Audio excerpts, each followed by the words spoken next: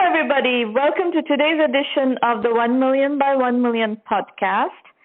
I'm here today with Anshu Sharma, an active angel investor and a very experienced technology professional in the Silicon Valley ecosystem. Anshu, welcome. Great to have you here. Thanks, Shamina. It's great to be on the call with you. So, I think that before we get into your investment activities, why don't you tell our audience a bit about your, your professional activities outside of investing, just to set some context about your perspective. You've had a very deep experience at Salesforce.com and so on and so forth. So just tell us a bit about that. Sure. So, my career basically started out the way it starts out for a lot of people who are immigrants from Silicon Valley, working for Oracle for many years. Then I went on to Salesforce.com, where I ran various products, especially on the platform side, and eventually ended up running product strategy for Salesforce. After that, I left and started doing more active investments and stuff. Ended up being a venture partner at Storm Ventures for a couple of years. So I've done a mix of running products, writing code, and making investments, both as a VC and an angel investor. These days, I'm the chairman and founder of a startup called Cleared-In, which is a cybersecurity-focused startup started by a friend of mine who's running the company as CEO. But I'm focused on essentially helping get new ideas up from ground into the real world and build some amazing products along the way. All right. Let's talk a bit about your investment focus. What do you like to invest in, and how do you frame your investment thesis in the current context? Yeah. So my investment focus is almost entirely what I've slowly begun to call founder market fit. So what that means is I'm essentially looking for markets that I understand and the founding team understands well, and so that we think we can go build a fairly large, interesting business there. A perfect example of something like this would be a company called Workato. So, since we are making this recording in March, Salesforce just acquired MuleSoft for $6.5 billion. And Workato is a integration product company started a few years ago by a team of ex-TIBCO executives, people I've known along the way at companies like Oracle and Salesforce. And so when they said we are going to rethink how automation and integration is done, it was sort of a no-brainer for me to get involved as an investor advisor and help them, along their journey. So for me, it ends up being something that sort of what I call there's a natural flow to things. When I feel like I'm reaching too far from what I understand and or I'm excited about, or the founder is doing that, that's not an area where typically I would make an enterprise SaaS investment. Okay. And so would it be fair to say you focus entirely on enterprise SaaS? I think I'm focused on enterprise software companies primarily. They don't have to be all classical SaaS. Nutanix is a perfect example, which was one of my early investments. They have started out as a private cloud data center automation company, and not really a SaaS company. So I think the more important thing for me is, do I understand the buyer? Do I understand the buyer, and why would they need this thing? Okay. And what sized investments do you like to make? So, I'm an angel investor, so my typical investment check is somewhere between 25 to 100K. And do you lead deals? Well, in Silicon Valley, even a 100K check doesn't really make you a lead in any meaningful sense. But depends on what stage. So maybe we should Yes. we should visit the stage question first and then come back to the size question. What stage do you like to get involved in? Sure. So I think it's not about leading or not leading. I think the way I think of it myself is I love being the first check-in, right? Mm-hmm. That's what people typically call lead, but if I'm the first check-in and the opportunity is big enough, I'll usually, I know the classical angel investment thing is you put in, $25K in, value the company at a few $1 million, and then hope for a quick next round, so that your investment kind of multiplies. But I actually prefer, if I understand the case and I'm willing to lean in, usually there are lots of other investors, both seed funds and VCs who, typically join in, and we can end up constructing a much larger round. So what I've noticed is even when I've met 1 or 2% teams, and a perfect example would be PubNub.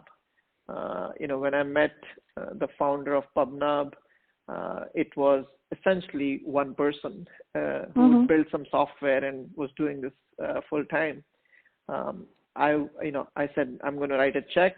But by the time we closed the round and I reached out to people I knew and the team reached out to people, we ended up having, a multi-million-dollar round. So that's just the nature of how I like to bring things together. Okay.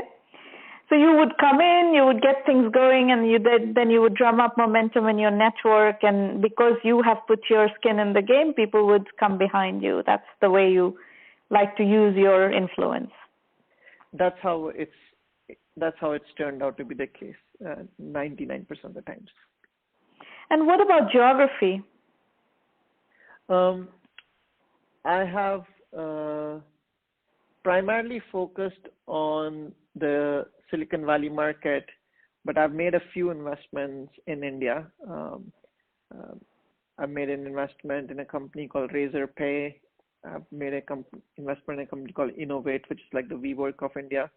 So there's been a handful of investments in Indian startups where I came across an idea that, again, if I understand the market, even if I don't understand the geo from where they're getting started, then I'm sometimes more willing to lean in. Okay.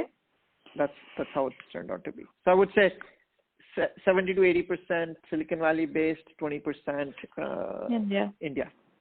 Okay. And where in India are you from originally? So, I grew up pretty much all over India in some meaningful sense of the word. My parents currently live in New Delhi, so that's sort of home when I go home.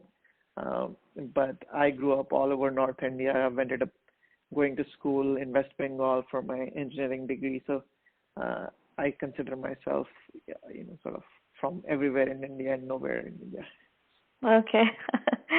And if you look at your deal flow from the last, let's say, 15 months, what are the trends that you see in your deal flow?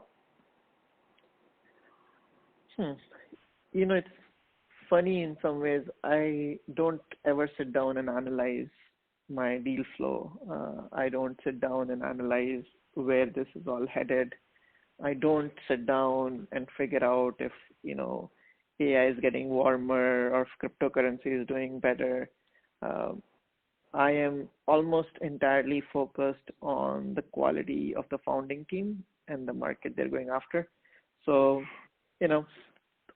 pretty much every investment I'm not really thinking from that perspective. I'm just curious because you do have a good deal flow. I'm just curious about what you're seeing. It's more kind of understanding what's interesting out there that you've seen that that helps us draw some awareness, basically. Yes.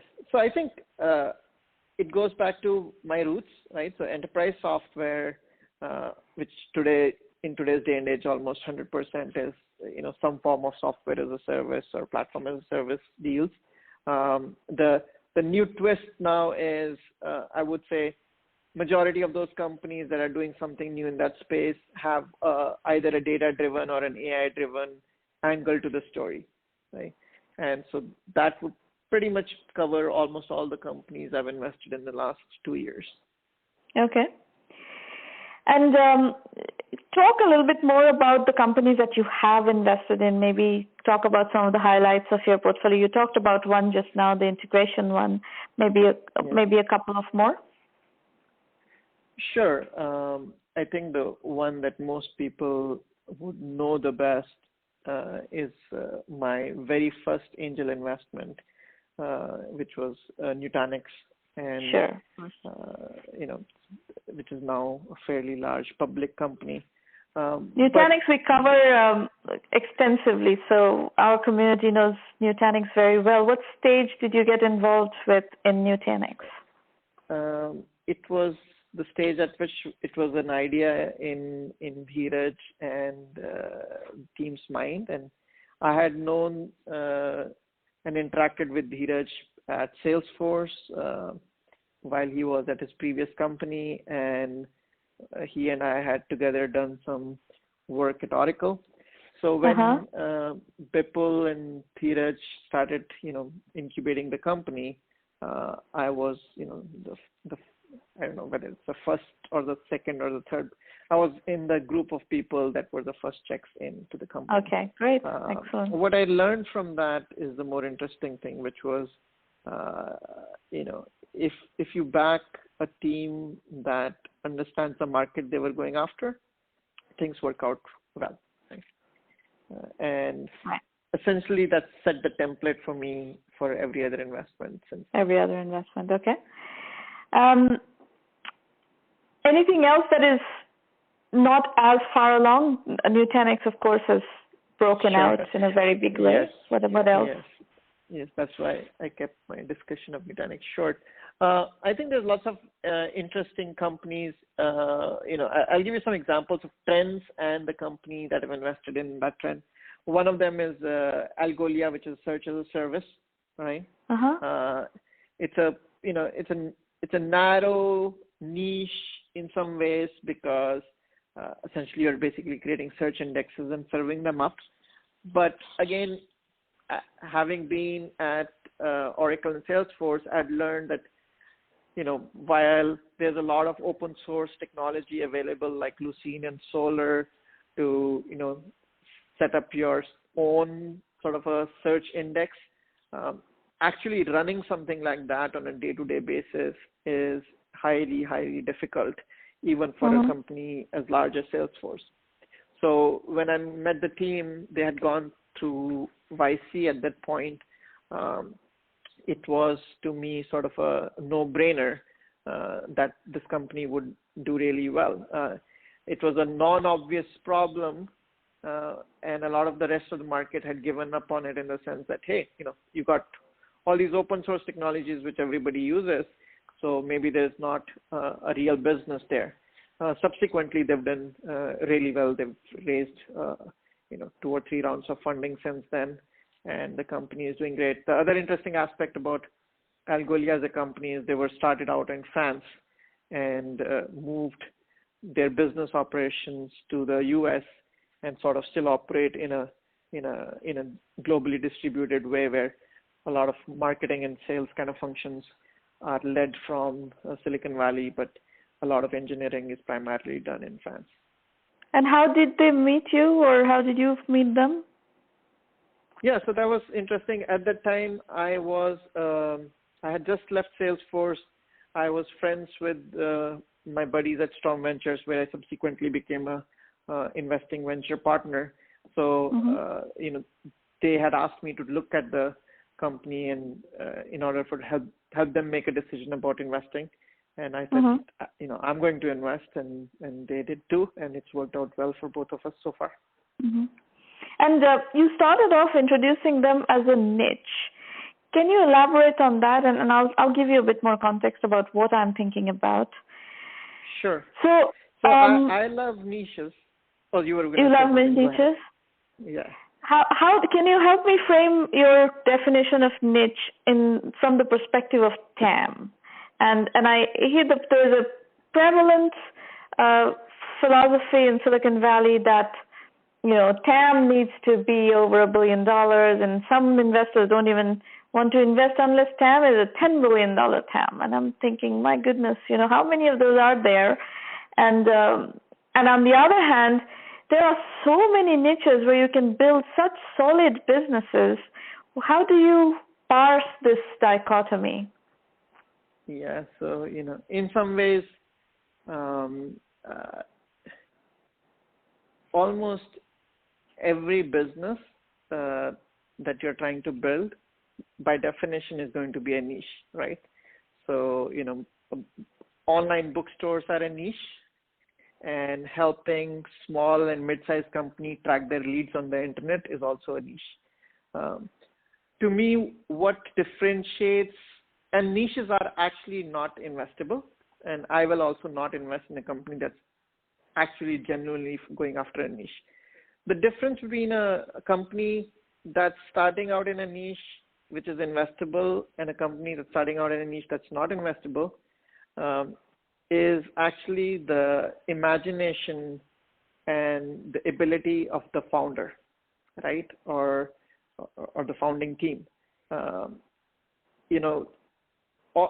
There may have been 5 people who wanted to start an online bookstore, sending books on the internet. But if when an investor like me or another VC firm asks you, what are you trying to build?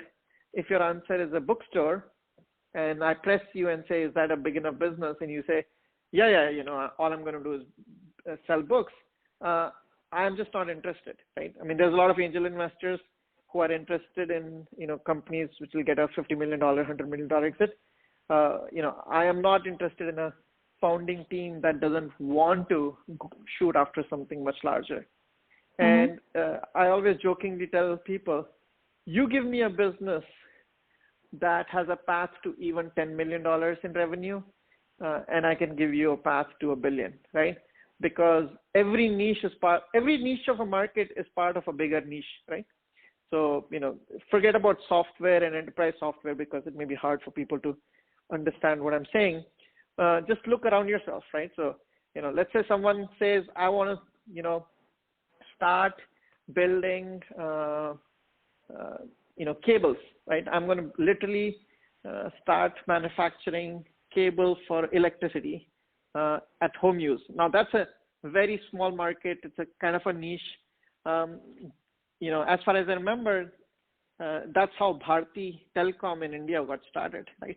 They literally started out by building cables, and then they started building handsets for the Indian government's MTNL selling phones, right? So they literally were selling phone equipment through MTNL, and as everybody knows, that's not a cable company. It's not even a phone device company. It turns out it ended up being a multi-billion dollar. So the founders may not know exactly how big the market can be, but if you can't articulate even 1 or 2 paths to a bigger market, that's a limitation of your vision. It's not really a limitation of your market. So I will overlook the niche of the market if your ambition and vision is large enough. Mm-hmm. Okay. And what is the, frequency or volume of your, whether it's deal flow or actual investments, how active are you? I will invest in as many companies. If I see 3 good companies this month, I will write 3 checks. But there may be times where for 6 months I don't invest in anything because I don't do outbound. I don't reach out to companies. I don't spend time, thinking about, frankly, investments too much. People just call you, and if you like it, you invest. Yes. I'm focused on, typically at any given time, I'm focused on a particular project I'm working on. So, last 1 year, I spent my time building up ClearDen. That's basically 80% of my time. And it's the inbound conversations. And what I've found, because I did do it full time as a VC for 2.5 years, is when you go outbound, or when you start broadening your funnel, at least for me, didn't really increase the quality of the deals.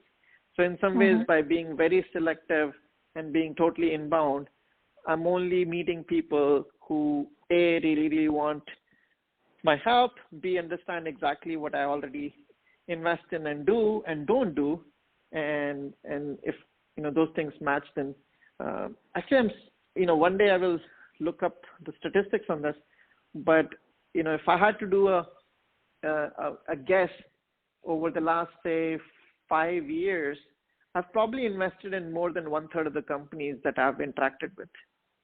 Right? I see. Which is a very large number for a angel investor. Most people have a 1:10 ratio or lower. Or much lower, yeah, much lower. Yeah. Interesting. Yeah. That's a unique perspective, actually. Now, you chose not to become a VC, though. You hung out at Storm Ventures, but you didn't become a VC eventually. What was thinking behind that? I think I'm both too young and too late, too old to be a VC at this stage. I think I realized while I enjoy investing and helping companies, I want to be much more hands-on and operationally involved with at least one company that I'm working with. So the idea of writing, even the most active investors write 2 checks a year, and sometimes some of those companies don't work out. Did not seem like the best path for me to spend my 40s. So I think I can achieve some of the same effect by investing my own money, and if I keep enjoying doing it, maybe later in life when I'm ready to stop being an operational hands-on entrepreneur, I can double down. Do you see yourself starting another company? Well, right now we are taking a lot of time to get cleared and ready to launch its first set of customers. I will be starting another company as soon as that's graduated. So, that's been the pattern. So you're doing it basically with other people, not as a CEO, but more as an investor chairman kind of thing, but you're doing several of these and getting them off the. Yeah, so I've done 2 of these so far, one in healthcare space and this one is cybersecurity. I don't have a pattern again here. My goal is to take some of the ideas in my head and other people's head and create the right company around it. It's quite likely that the next company I do, I will end up being a full-time CEO and may work on it for the next 5 years. But it's also possible that it ends up being another incubation that I run for a year and then hand off. And what did you do in the healthcare space? What was the company that you invested in healthcare? Yes, in healthcare, I started a company along with Puneet Soni and Karthik. They are in stealth still, so I won't steal our thunder, but people can learn more by Googling Robin AI. Essentially, we are attacking a huge problem in healthcare where doctors spend way too much time interacting with their EHR systems and not enough time with their patients. And we have a unique way of attacking that problem. And, when we come out of stealth, we'll talk more about it. But you will be selling to doctors? Yes, the healthcare providers are the target market. Okay, interesting. This is an area that we keep talking about from, just pure consumers, right? There is such bad service, and so little data. This is an area that I would like to see get automated vastly. I would much prefer either a pure AI doctor or a doctor that is highly enhanced with AI as opposed to the kind of muck, really imprecise muck that we see these days. Yes, so I think to truly automate a part of the doctor's job or even to build a world-class system to assist them, there is a lot of legal challenges. There is a couple of startups right now in China that are beginning to do this because of their legal framework, it's easier to sort of, hey, here is an application and can kind of tell you whether you have a cold or a cancer, right?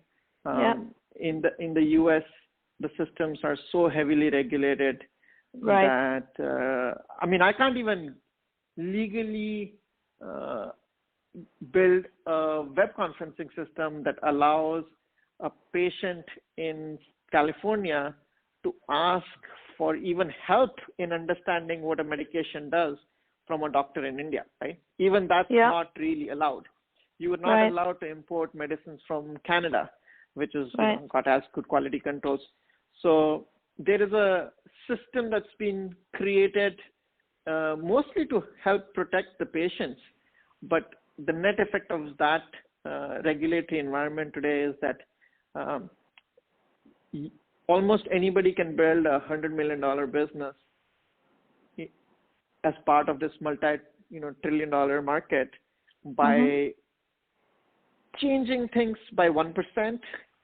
But if you try to change things by 2x, it bumps against the system. The system basically rejects it. So my sense is, given that you have a lot of